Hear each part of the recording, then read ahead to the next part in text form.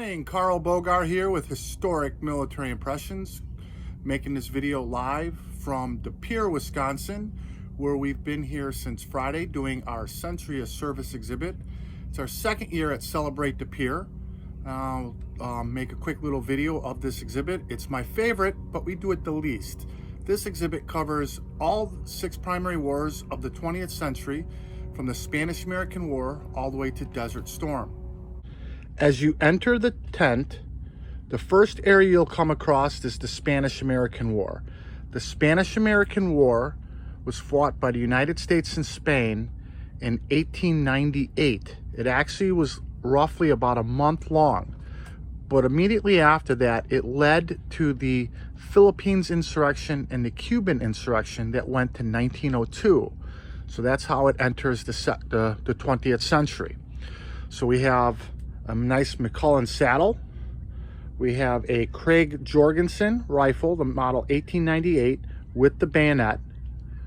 We have 2 officer model 1895 dress uniforms.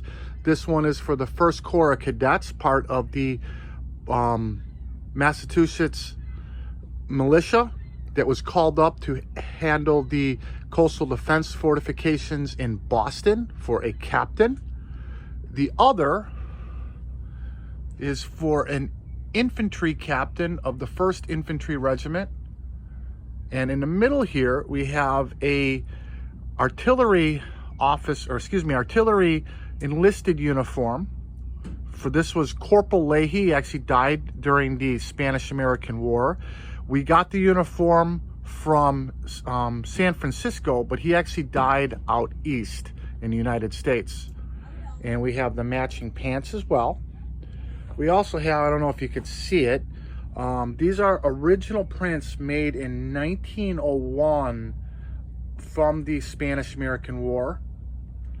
We have a unit marked canteen, unit marked round replacement mess tin. This one has the unit and the unit number, the later larger haversack. And then we have the model 1899 field uniform for an infantry sergeant. What was unique about these is they decided to go away from the color pockets and having all these different uniforms in different colors. And instead what they did was they made the epaulets removable. So if you were artillery, you'd put on the red ones and have red rank. If you were infantry, you'd have white ones with white rank. And obviously cavalry had yellow with yellow rank. So that is pretty much the Spanish-American War section. And then we move on to World War I. Again, World War I, we have on exhibit, this one is the 1903 Springfield. This was donated by a member of my American Legion post, Lloyd Zellinger. He was a member of the post for like 75 years before he passed away. It was donated by his son. Matching bayonet. Unfortunately, the bayonet has the incorrect scabbard, the World War II scabbard. Gas mask, the model 1910 meat can.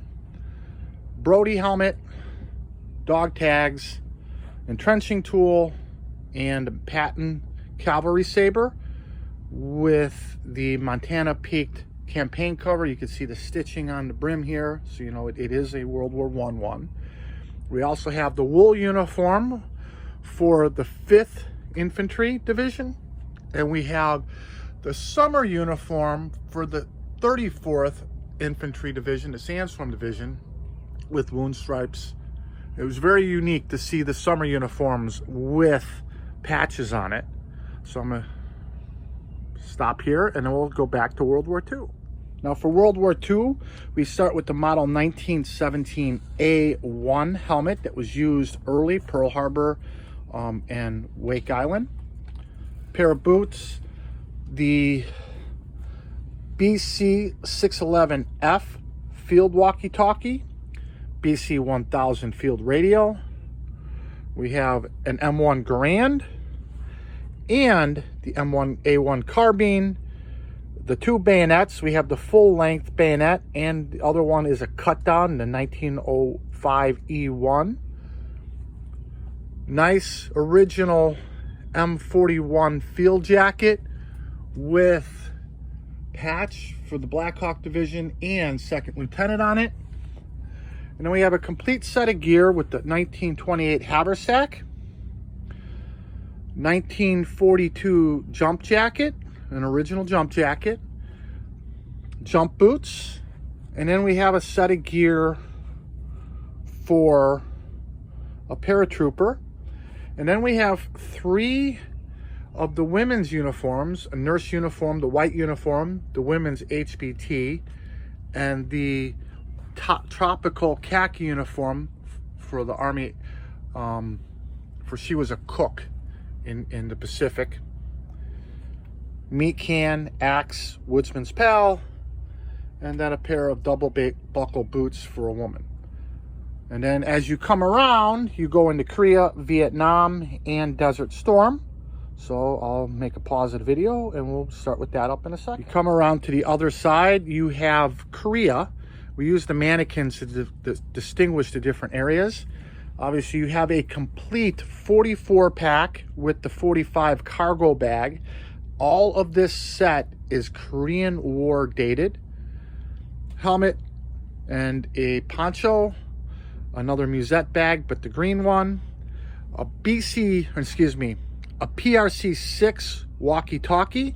However, this one is unique because after we got done using it, as you can see, there's this Israeli tag on it because we sent them to Israel to use, and then when they were done, they made it back to the United States.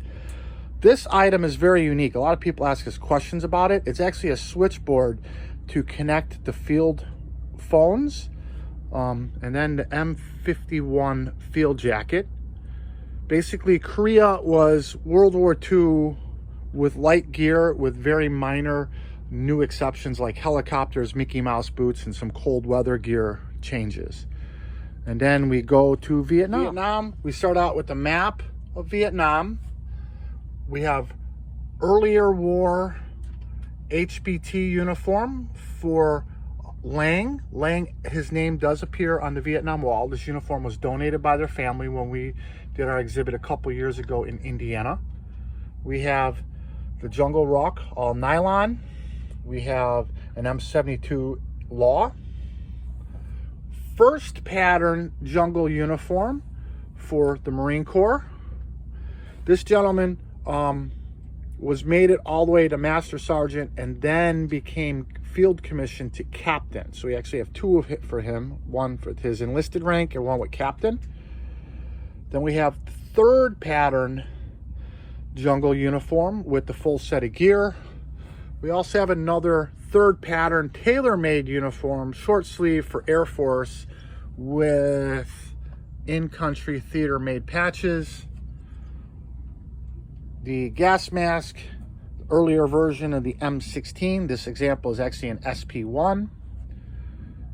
The Tiger Stripe uniform was used by a sniper, 25th Infantry Division, that was actually worn in Vietnam.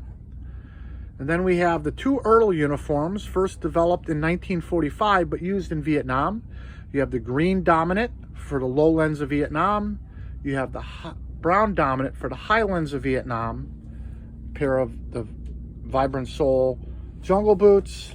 And then we go into field rations and the meal individual, or meal combat individual, or C rations as they were commonly called. Then we have the beloved Whoopee and an example of one of them that was turned into a deployment coat.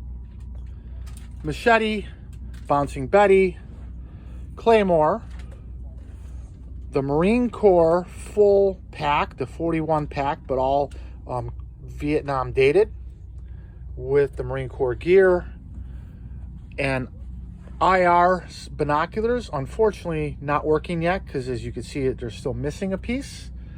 The PRC 25 radio, and that completes the Vietnam section of this exhibit. The last part of the exhibit obviously concludes with Desert Storm, which is 1990-92.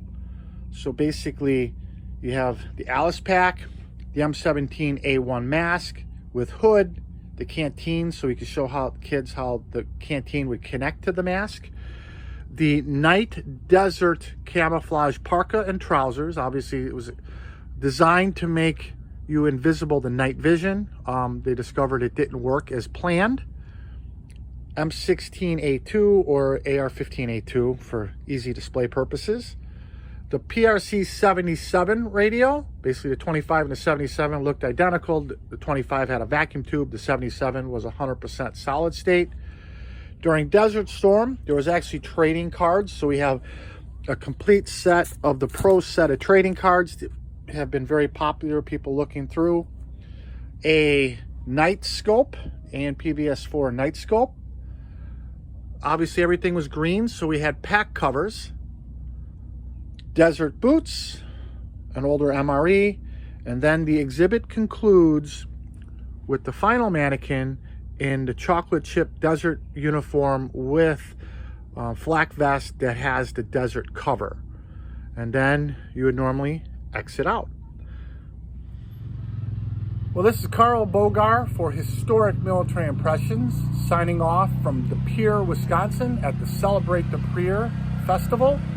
Remember, we are your premier provider of museum quality exhibits to add value to public events.